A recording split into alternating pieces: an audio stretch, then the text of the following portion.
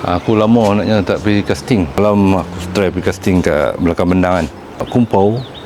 Lalah aku try, aku main bottom, bukan buah lakum. Tu lah hasil dah aku dapat ikan tu.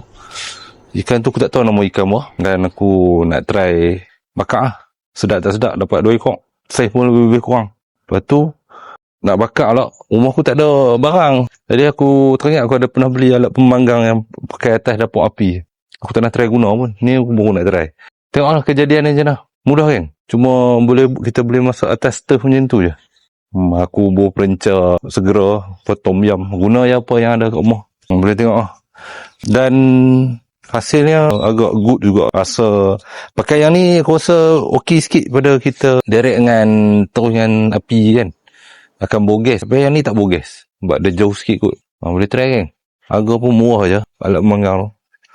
Cepat. Siapa yang tak mau ketinggalan nak rasa ikan kena beli alat pemanggang tu. Okey.